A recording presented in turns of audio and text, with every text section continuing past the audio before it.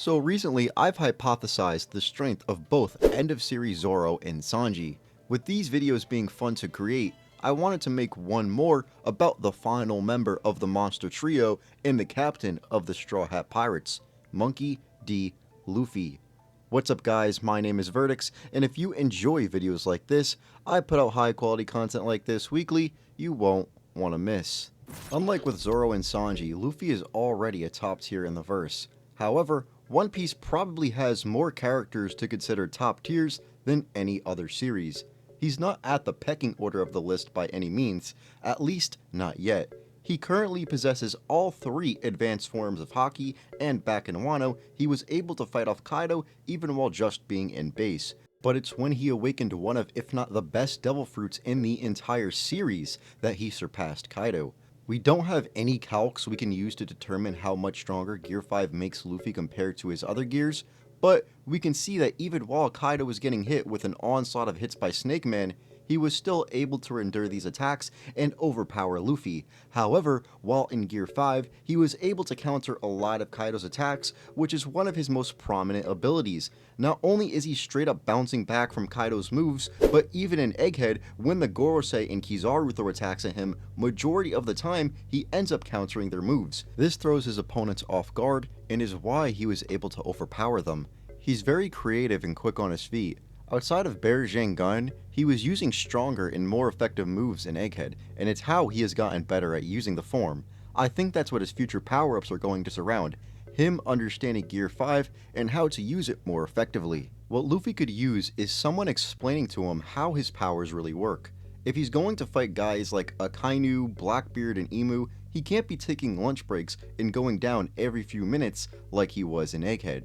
One of the main reasons Luffy gets into these states is because when he uses Advanced Conqueror's Haki attacks, they take a lot of energy out of him. This is also while he's stacking Ryo on top of his ACOG attacks. He's having 3 abilities taking energy out of him while he fights. Gear 5 in both Advanced Conquerors and Armament Haki is too draining on him at the moment, but if he found out a way to either gain more stamina or maintain it better, he could be a lot more effective in battle than he already is. I do believe that he will find a way to reactivate Gear 5 often, like he did that one time against Kaido, and it could be soon.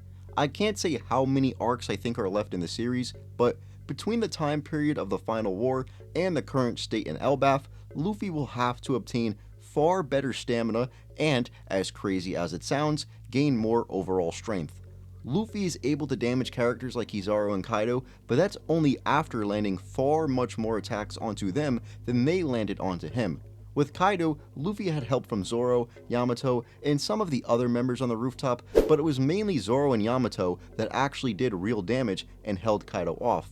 Luffy also came back up 3 separate times and was able to recover, but the raw power of Kaido's attacks was overpowering him with every hit until he reached Gear 5. Even then, Kaido was still landing a handful of attacks onto Luffy.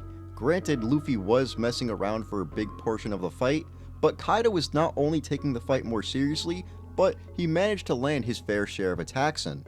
With Kizaru, while he didn't hit Gear 5 nearly as much as Kaido did, this was because he wasn't trying and wanted to be beaten. Yet Luffy fails to apply a serious amount of damage onto Kizaru, and not only was Saturn calling this out, but Akainu even lets him get away with slacking on the job because he understood what was going on. Even with Warcury, he was failing to damage him, and yes, he is immortal. However, Luffy can still fling away and send Mars back to Mary Joie, but still can't damage Warcury at all, and barely affected Kizaru. Keep in mind that the Straw Hats barely got out of there, as if it wasn't for Joy Boy's Haki and Kizaru being mentally conflicted, they wouldn't have made it out alive. When they're in the middle of Mary Joie fighting Emu or Blackbeard, he can't really rely on this level of luck and just hope to escape.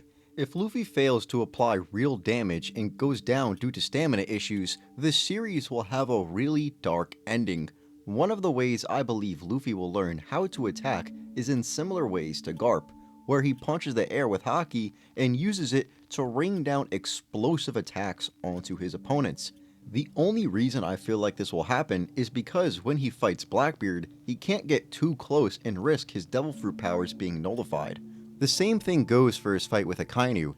as when they clash multiple times, Luffy isn't going to be able to just endure the raw heat of Akainu's magma. He's going to have to use some sort of ranged abilities to keep him at bay. On top of gaining more strength, if he has ways to use ranged abilities while countering and dodging most if not all attacks coming his way, he will really live up to his potential.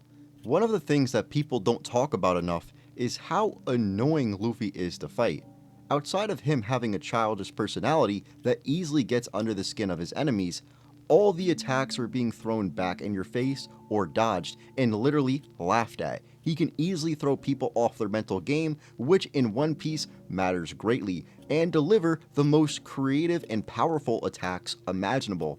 Prime Luffy is realistically a stronger Garp with the most insane Devil Fruit powers. Just look at how Luffy fights in base.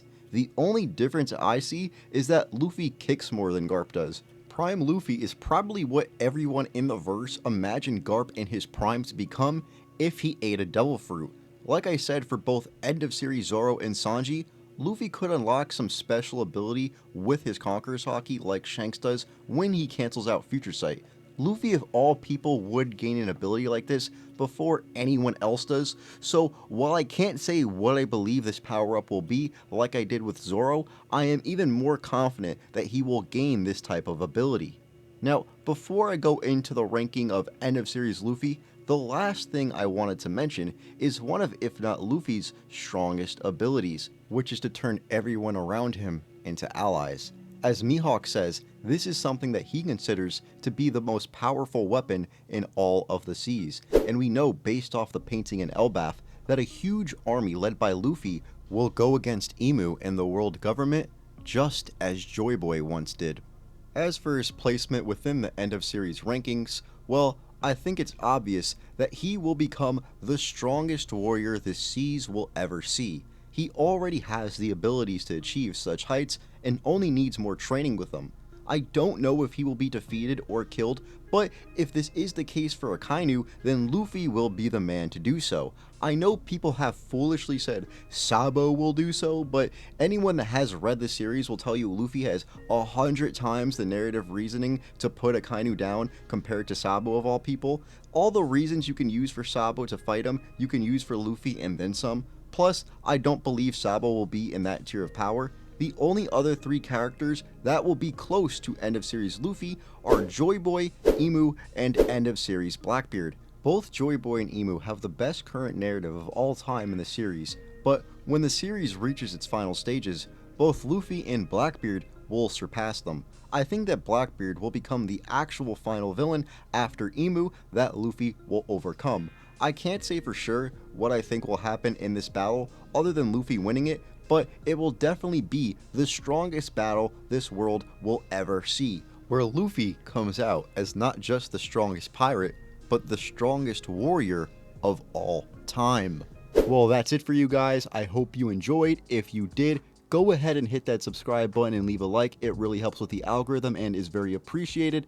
As always, shout out to Tiberius for the thumbnail. He makes quality thumbnails for me all the time. And if you would like some of your own, hit him up on Twitter, link in the description, as well as my Twitter at Vertics_ for more of my takes.